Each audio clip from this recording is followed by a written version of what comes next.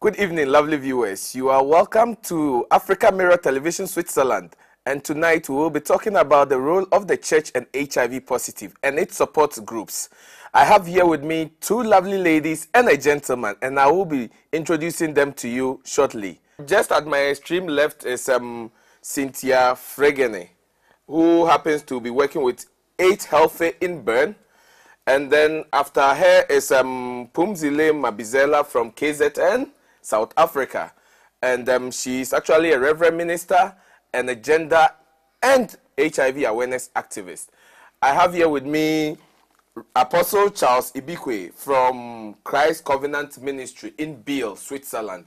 And these guests are actually all people who are more into the pandemic of HIV and AIDS, and we are going to talk about some of the preventive measures or some of the activities that their institutions have been rendering to people living with HIV. But before then, I will start with Reverend Pumzile to tell us what her unit has been doing so far. Thank you very much, Philip. I come from an organization called INERELA. INERELA stands for International Network of Religious Leaders Living with or Personally Affected by HIV and AIDS. And I also am a reverend who's openly living with HIV. The network has country networks all over Africa, because it was started as an African network, and then after some time it developed into an international network. So we have about 18 African networks, and we have about 5 offices outside of the continent. And our core business, it's the eradication of HIV and AIDS related stigma.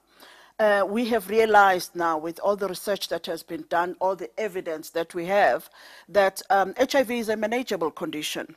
But our real problem is the stigma, because people are scared of being tested. There's this fear of being discriminated against or being rejected. So in our work, we train religious leaders and help them to spread messages of hope and life. We know for a fact that for a very long time, the church had very judgmental messages, and I mean, they responded to HIV in very destructive ways, like saying that HIV is punishment from God. But today, we are able to say that HIV is a virus, and it's a manageable virus, and the church is supposed to be involved in supporting people and making sure that people are tested on time, and those who have been tested are supported so that they can take their medication. Okay, before I go to the other panelists, I want to quickly ask you, as a reverend minister, how did you feel when you found out you are HIV positive? What actually informed your decision to actually come out and let people know that, yes, I am HIV positive, I am living my life, and it doesn't stop me from living? How did you go about that? Yeah, that's an important question, because it's not an easy decision. Okay. When you choose to disclose, you have to be ready to deal with the consequences, because people respond in different ways. Some people may judge you, some people may say you've been immoral, some people think that you were promiscuous. But what informed my decision was, one, the fact that I was already working in the HIV and AIDS sector, so I was informed. When I was diagnosed in 1999, the first few weeks I was devastated, and I was angry with God as well. But after some time, I realized that there must be a reason why I have the virus. And God has opened doors for me to warn other people and also support them so that they can live positively. So the decision was also, I didn't want to live in fear. Because people who live in fear of being discovered, they actually lose their lives from that fear of when will people find out, and you're constantly worrying about how your family will respond, how the church will respond. So I made a conscious decision that I'm going to be open about it, and if people want to reject me, it's their problem, it's their loss. So, yeah, that's what informed my decision to disclose my status. But it took some time. I did not do it immediately. I think I started slowly after a year disclosing my status to different people and different groups, different audiences. Okay. Let me quickly come to you, Cynthia. As also an activist working with 8 Healthy Ben, what has been your approach whenever you want to speak to people? First and foremost, I'm already known. Okay. I've been doing the work for close to 15 years. So Okay. if I go to a place, even when I'm not working, when I don't intend to work, I'm already approached by people. Do you have condom? Did you come with condom? I'm called Madam Condom. Okay. So it makes my job very easy because already, I mean, very few people don't know me, and those that know me already introduce me to the next person. Okay. So for me, it's a very easy thing, and it's something I do from the heart because I got into this job because I lost a very close friend. We were in secondary school together, and when she was diagnosed with HIV, I was really touched. And of course, then we were believing in God, and she was praying about it. She never went for medication or therapy. She never took anything. Instead, she joined the Bible school and went to Bible college, believing that she was going to be cured. I mean, I had zero knowledge also then. We were all believing God for her. She was fasting, and until it became fully blown and she died. It was after she died that I was really touched. I was like, what is this HIV thing? What is it about? And then I started doing my self-survey, you know, going to conferences, seminars.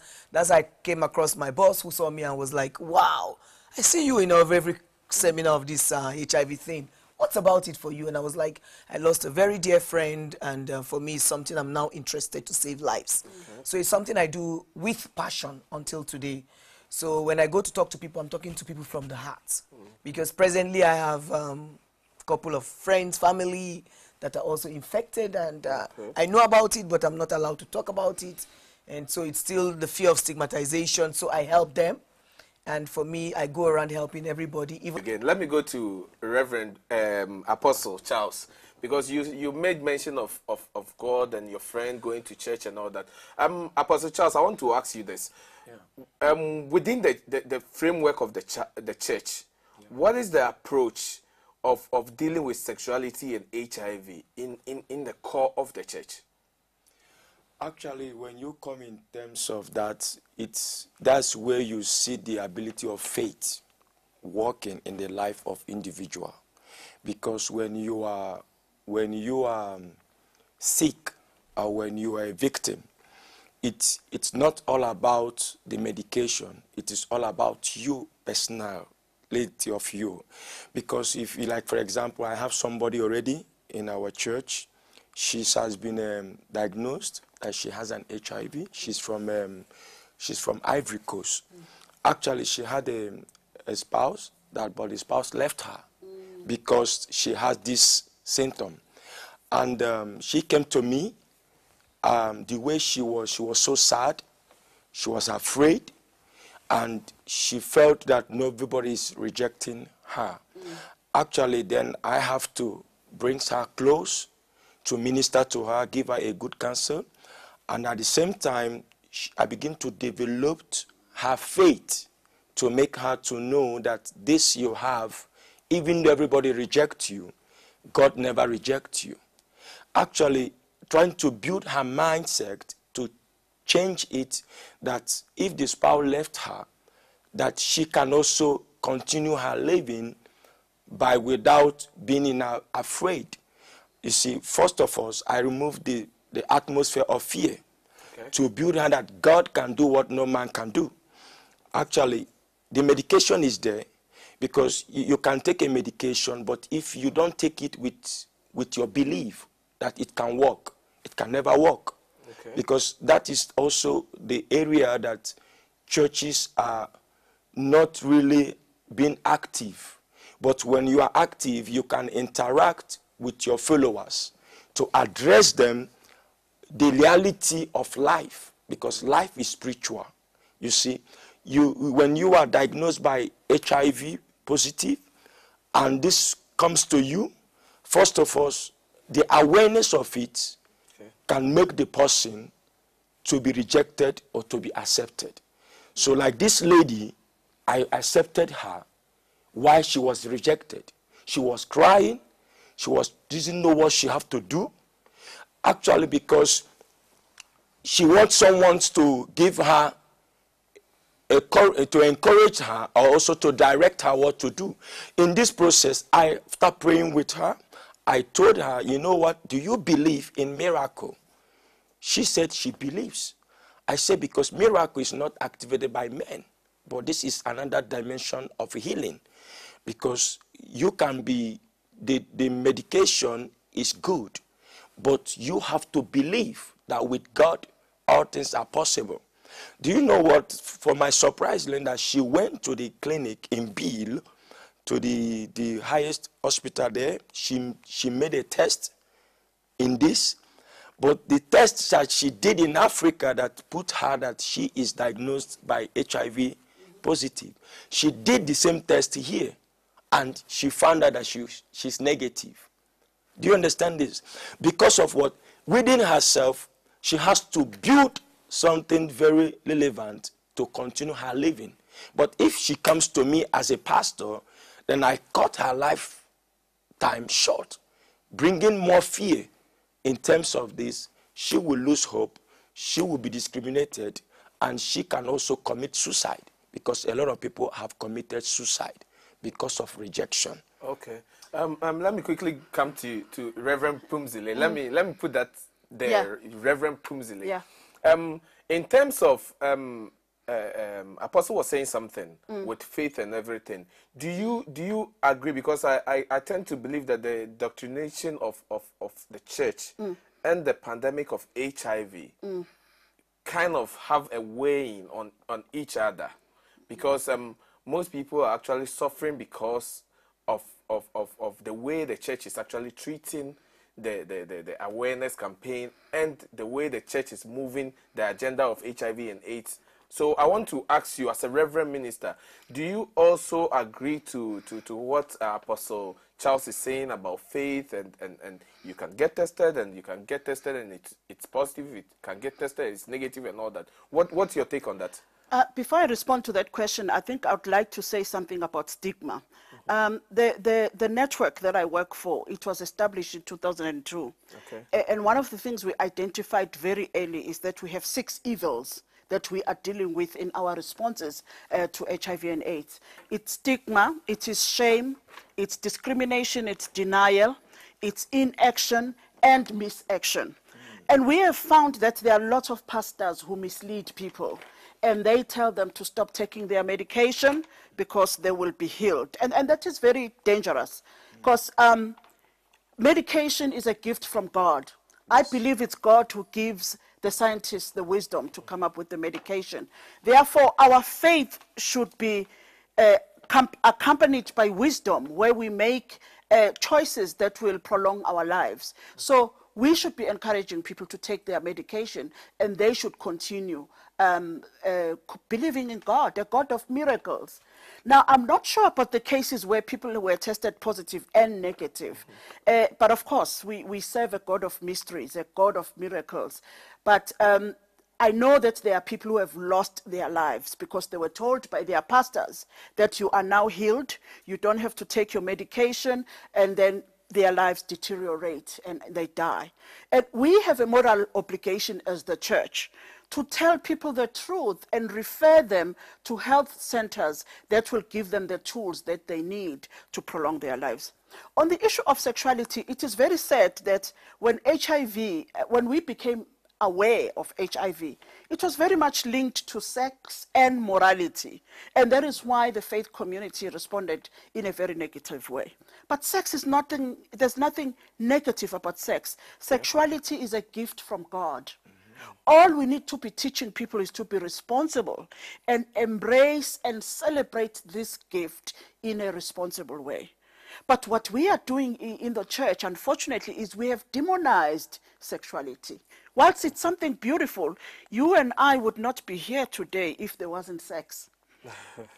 That's right. But we don't want to talk about it. We are spiritual beings, we are sexual beings, we are physical and psychological beings. Why is it easy for us to talk about all the other aspects and neglect our sexuality? And that makes us vulnerable. So people are dying because we are not talking about sexuality openly. 2, we are not talking about the different modes of transmission so that people can protect themselves. I know that the church struggles with condoms as well, but a condom is a tool. As a person who's living with HIV, I was married for a very long time, and in order to protect myself and my partner, we had to use condoms. Okay. So I think sometimes it's a bit irresponsible for pastors to just say, no, condoms are only used by people who are promiscuous. It's not always the case. Okay, Cynthia, I think I want to ask you this. Being somebody running an activist program here in Switzerland and in Nigeria, I want to ask you concerning the stigma of taboos and all those things and sexuality and everything. How different or how similar are they? Taboo in Switzerland is the same thing like in Africa. Okay. Because it's the community I work with that I'll talk about. Okay. You know, I can't talk about any other person. It's still the same thing because we're still Africans. Even if we sit in the plane and come here, we still remain Africans. Yeah. Okay. And most of us still mix only with Africans. So it's like if you're in your African community, it's still the same feelings of if somebody knows about my status, will I be exempted from you know, parties and events, and will nobody come to my house anymore? Because they might think when they come and sit on my couch, they will get positive also from just sitting. They'll contact, they'll contract the virus. A lot of people have, I mean, most times when we do the teaching about how you contract this virus, you'll be shocked how people think from a glass of water you can contract it, you know? Some people think just by shaking hands you can contract the virus. They don't even have the knowledge to know that it's through either sexual intercourse, blood transfusion, breastfeeding, you know, or anal sex, you know. They have no knowledge, and because of these things, we carry out courses. HCFABN gives out these free courses, you know, to people so that you can get this knowledge to know how you can actually be, you know, you can transmit this disease from one person to another. That aside, I would say also stigmatization, it's a universal thing. Even among the Swiss people, there are still people with the mentality of, ooh, this person is sick, I have to be careful. Even if they know that the person is, this sickness is not contagious by talking to somebody or hugging or shaking them. They're still a little bit, you know, reserved and keep their distance a little bit. So let's go away from stigmatization. Taboo. I don't think the Africans will get out of the taboo of talking about sex. Like you say, we make it such an immoral thing, and it's what we all do every day. But you know what's interesting is, in traditional Africa, we had structures where we talked about sex openly.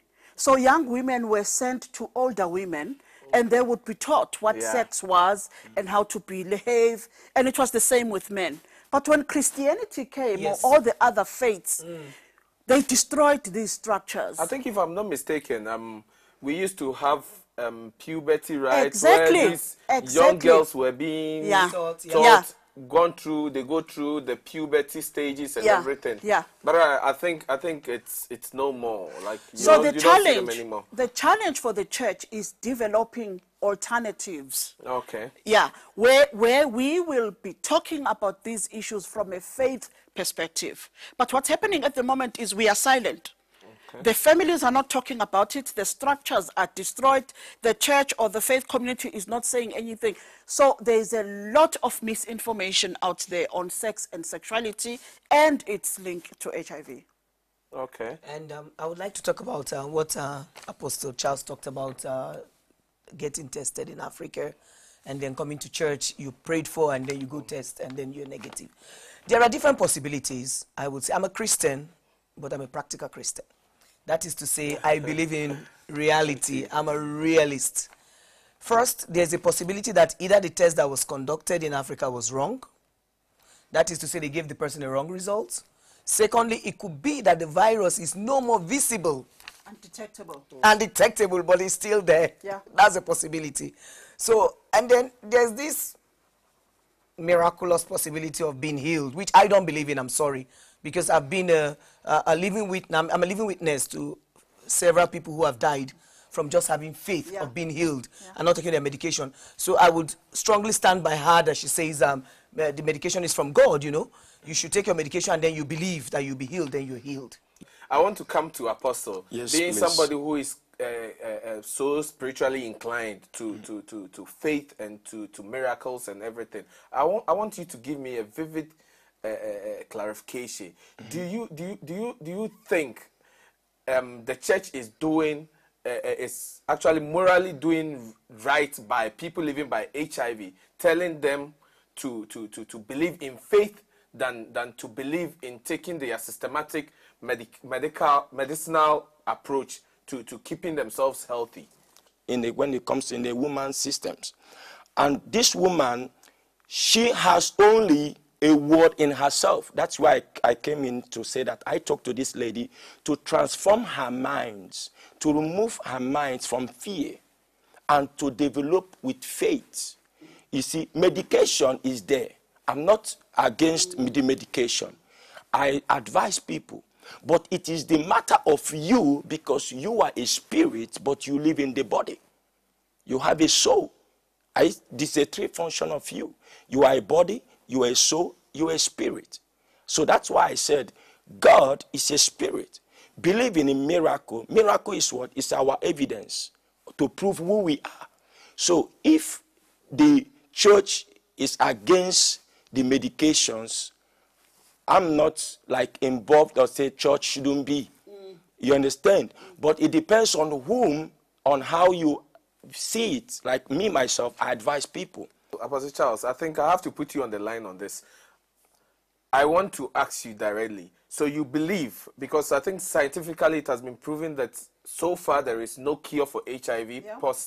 To be HIV positive, there's no cure. No cure. So I want to ask you, do you believe with faith that people or somebody can be cured? Without the medication. Without the medication. That's what I'm saying. Like this lady, she was diagnosed in her country, and she has a husband to marry her. She herself did what? Told the husband, and the husband rejected her. But someone sent her to me. So I have to counsel her, prayed for her, developed her faith, to have faith in God. She had the medications. I told her, go back to the hospital. Go and make a test. She did the test and it was negative. She gave the testimony, and it was another dimension of believing in what God can do. So I believe that God is a God of miracle. God can do something that man cannot do. You understand what I'm saying? So I believe that miracle exists and the healing exists. So I'm not against of the people going through the treatment. Do you understand my point? I'm not against people going through the treatment, because I'm not an opposition to the people's of choices. You see, because when your faith is there, miracle is at work. Yeah, I cannot dispute the power of faith. Exactly. I also cannot dispute God's power. God performs miracles in different ways. What I am against is when religious leaders mislead people. Okay. So if there are real cases where people were positive and then they are tested negative, we thank God for that. Exactly. But reality is, we have to say to people, follow the instructions that are given to you by health professionals. One thing that I struggle with is that the pastors who are against medication, they take their medication for high blood pressure. They take their medication for diabetes. They take medication when they have headaches. But they have something negative, this negative attitude towards ARVs. And I think it's ignorance, you know. It's because people do not know exactly what these ARVs are and how they work in the body and how they actually suppress the virus so that people like me can live for a very long time. So the work we do is we have conversations with pastors and we say, when you present a sermon, we want to glorify God. We want people to know that we have resources that God has made available to us so that you can live for a very long time. Okay. Let me come to you, Cynthia. What I want to know from you is, with a social initiative from your organization like Multicolor or Multicolory, with a Multicolory, I want to know what has been some of the initiatives within your organization and the churches to try to bring down the issue of stigmatization and all that. First, we work with the church by attending the service. I personally go to churches and I attend the service, because if you don't attend the service, the pastors are not happy. Yeah. They think you come intrude and throw your condoms or flyers and you walk away. So the tactics I use is I get familiar with the pastors, which I basically am familiar with most of the pastors here in Bern. And then after service, I go one-on-one with people and we have conversations. And most times, like I said, because I'm known, it's very easy. You know, the people come to me and they think, oh, do you have condoms with you? And then I can talk one-to-one with people and ask, you know, what's your sexual life? What are you doing about it? Have you got tested? And are you interested to know more about HIV? What today the update of HIV? Because every year there's something new. People have no knowledge of, you know, people just know HIV is contagious, and they think that's all about it. I know everything about it. No, the rate of the virus differs between the young and the old, and the homosexuals also are there. We shouldn't forget them. And, you know, the lesbians are there. We shouldn't forget them. And people forget about a lot of things about HIV. And because it is not spoken about in church, generally sex is not spoken about in church. It's like a taboo. You know, I find it really depressing, like she said, that they make it a very immoral thing to talk about sex in the church. And so when people like me go to church to talk about sex, you see people being shy, you know. They're like, hey, and they're like, they can't believe that you're coming to the church to talk about it. And I'm like, I'm not standing on the pulpit. I have no right to go on the pulpit, but I mean, I can get one-on-one with somebody, and they can really tell me their heart. Some people will tell you, yes, you know, I've had sex several times without condom. I have no knowledge about what I should do, because now I don't know my status, if I'm positive or not, and I'm afraid to go and do a test, which is normally the thing about fear, you know. And then they say it's better. Somebody once told me, I thought somebody will die one day, so either I'm dying from HIV or whatever, but I will still die. But sex is something I cannot stop. I have to enjoy myself while I'm alive. And I'm thinking, hello, you could cut your life short by that 1 minute mistake, you know. Because another thing that we do as individuals, I'm not going to say black or white, but individuals as persons, is that we think it's written on the head. If I'm HIV positive, there's a way I'm supposed to look. And as long as I'm not looking that way, I'm negative. And so we have the quickie, and then the next day, maybe I'm feeling some cough or something, and I'm suspecting, could I be HIV positive? But what could have been done would have been before you have sex. Don't you think the distribution of these condoms is actually promoting sex instead of trying to tell people to rather abstain or to stick to one partner and all that, all these do's and don'ts of HIV and AIDS and all that? We all understand HIV is not only through sex, but we have made it to seem that it's through sex. And don't you think distributing condoms vilifies the issue to say that prevalently HIV is sex? Let me take that we actually endorse it. Let me take one question after the other. Okay. First, about distribution of condoms. I've gotten feedback. People have gone to my office to report me by telephone call and say, she makes our husbands promiscuous because of Cynthia, they can have free sex because they have condoms. No, that's not the idea. The idea is at that moment, we call it the heat of the moment, where you see a lady and you're like, and you've taken a little bit of alcohol or so, and you are really like turned on, or the lady is feeling really horny, and she just needs a man. We cannot prevent them from doing what they have to do, but we can give them condom. And then when they have this in hand, it can save a soul. Okay. So I'm not saying because I want you to have sex, you should go use a condom. I'm not saying it's only through sex you can contact HIV. I am saying when you are in that moment where you cannot help yourself, get a condom so that you can still do what you will do anyways, but this time you will do it and protect yourself and protect the person you're having sex with. Yeah. Okay. I think what we forget as well is that married people also use condoms. There are women who cannot use contraceptives because contraceptives make them sick, and those couples use condoms as well. So a condom can save lives. Sex has been commercialized. Sex has lost its value. And we as the church need to continue telling people to be responsible. And we need to say to people, if you have a relationship with God, you learn ways of celebrating your sexuality in a more responsible way. So it's not the condoms that are to blame. Blame the media, blame the internet, blame the social networks, because that's where sex has been commercialized and it has lost its value. Now, I wanted to come back to just one miracle.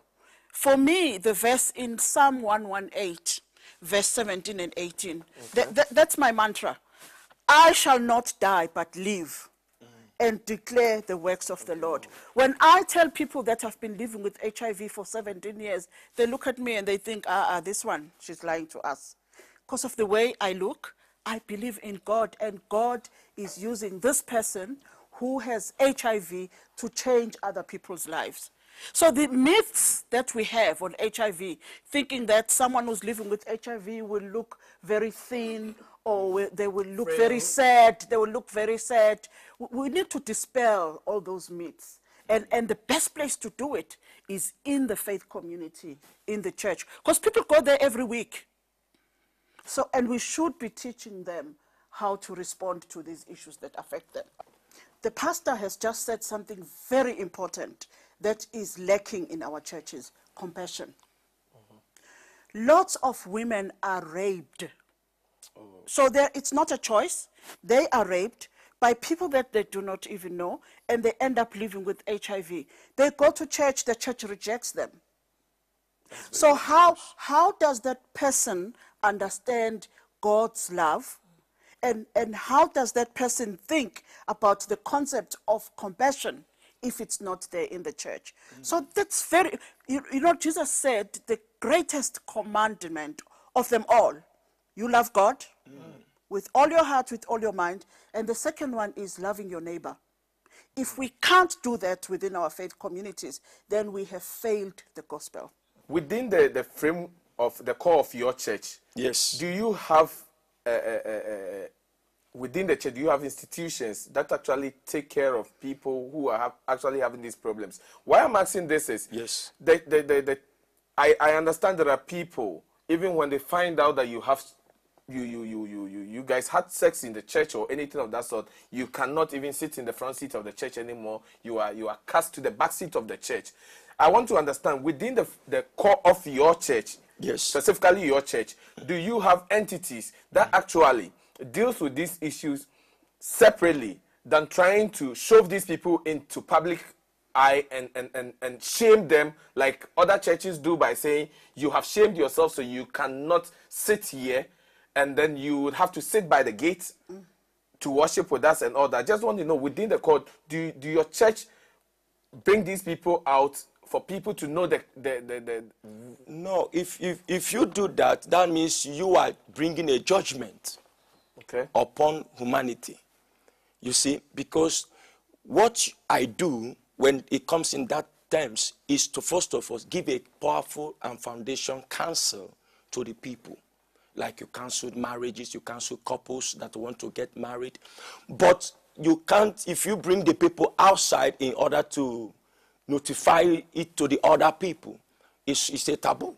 According to what we have been talking before, it's not good. It's not good. That means you are not showing love. That means you are showing rejection. And also that means you are even destroying them the more. Because as soon as they leave, they will commit more that you can see. Reverend Public, can you add something to that?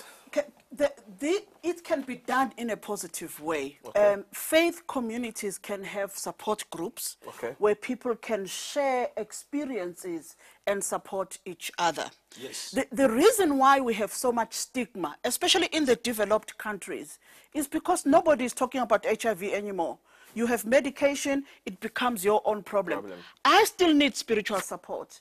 I take my medication on a daily basis, religiously. I have a strong relationship with God, but I still need spiritual support.